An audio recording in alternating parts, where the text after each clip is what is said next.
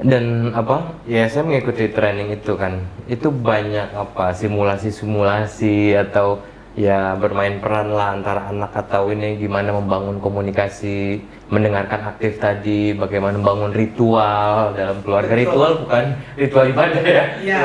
Nah ini banyak sekali salah paham nih Rifki. Kalau saya memberikan workshop itu membangun ritual gitu kan, membangun ritual bersama. Terus saya tanyakan, saya selalu kan Rifki kan tahu gimana caranya gaya saya kalau memfasilitasi workshop.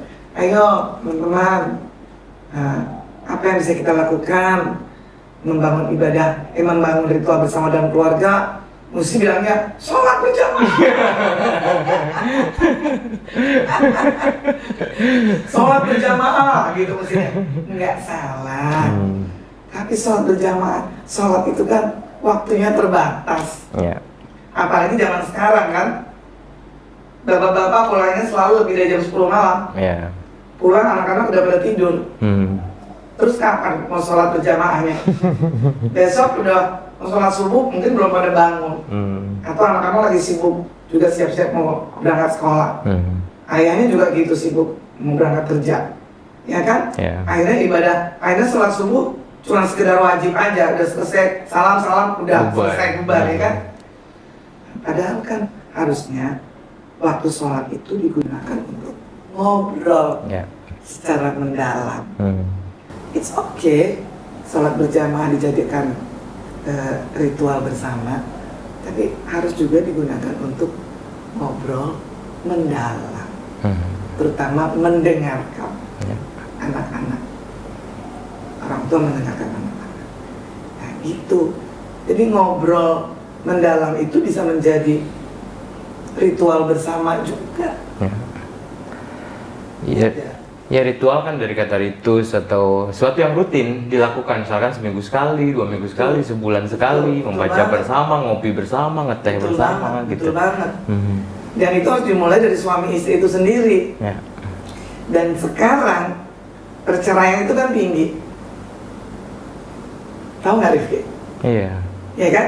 Kalau dari data statistik, apa namanya laporan dari BPS, angka perceraian itu semakin tinggi tahun 2025 tinggi dan banyak diajukan oleh kaum istri, para istri.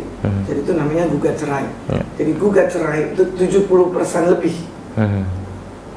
dibandingkan dengan talak cerai.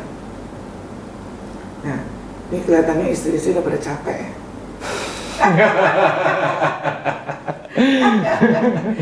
Satu udah pada capek, kedua kesadaran hukumnya udah tinggi sekarang, karena kan kaum perempuan sekarang udah juga pada pendidikan tinggi, jadi dia juga sadar akan hak-haknya.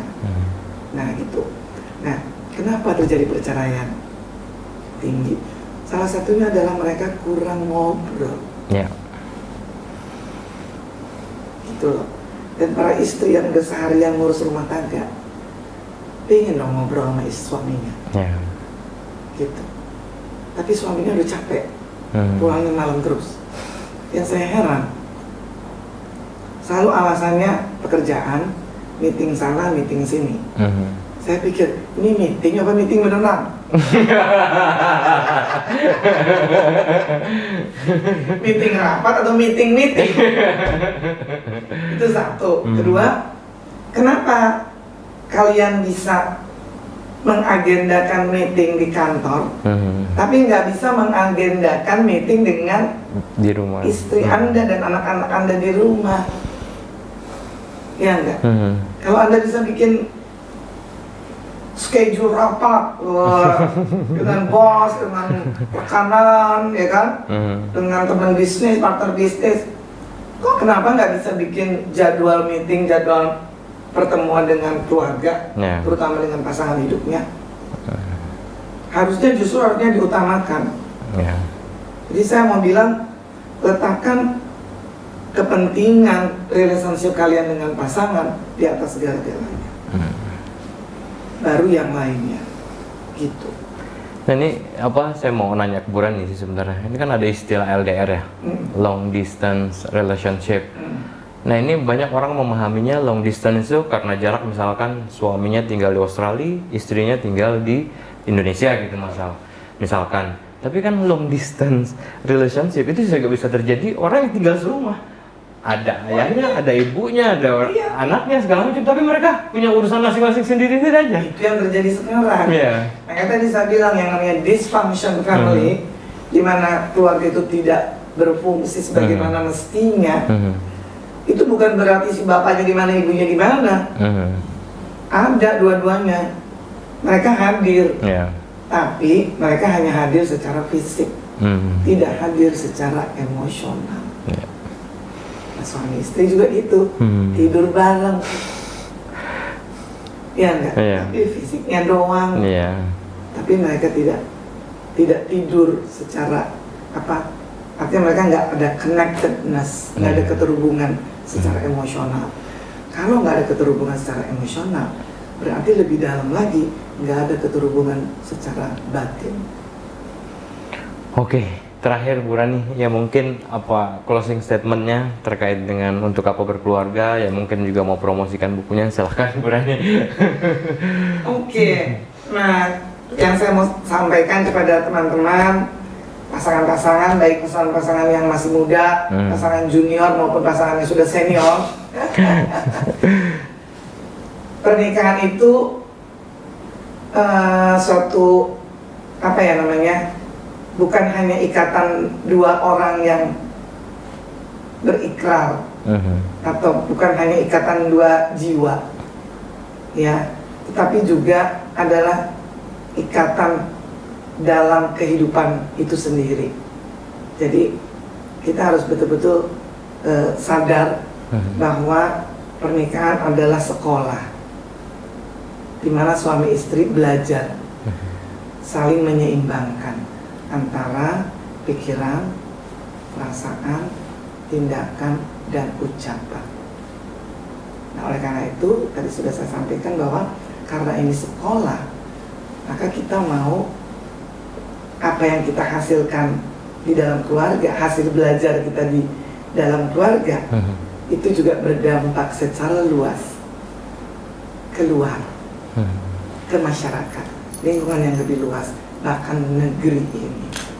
Jadi again tadi saya bilang, itu yang saya maksud, bukan hanya ikatan dua orang, tapi dari dua orang saja, tapi bagaimana ikatan dari dua orang ini akan berdampak secara positif, secara luas ke masyarakat, bahkan negeri ini.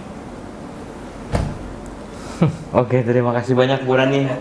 Ya, semoga masih ada waktu kalau misalkan nanti apa tim Tauhid Cinta mau podcast lagi Bu Rani. Yang jelas keluarga adalah sekolah cinta pertama dan utama. Oke, luar biasa ini. Keluarga adalah sekolah cinta yang pertama. Jadi bagaimana kita membuat sekolah cinta ini penuh dengan bunga, penuh dengan kebahagiaan. Nah, itu bukan bukan terjadi begitu saja, taken for granted, tapi it's created. Ini adalah diciptakan. Nah, bagaimana menciptakannya? Ya silahkan baca bukunya Bu Rani. Tapi cintanya cinta ilahi loh ya. Iya, cinta ilahi, karena ujungnya pasti harus spiritual, bukan cuma biologis, emosional, tapi ujungnya adalah spiritual, cinta ilahi. Iya. Oke, terima kasih banyak Bu Rani. Terima kasih banyak semuanya, Ricky, Tauhid Cinta, dan semuanya audiens yang sudah hadir. Oke, terima kasih. Mohon maaf atas segala kekurangan. Assalamualaikum warahmatullahi wabarakatuh. Waalaikumsalam warahmatullahi wabarakatuh.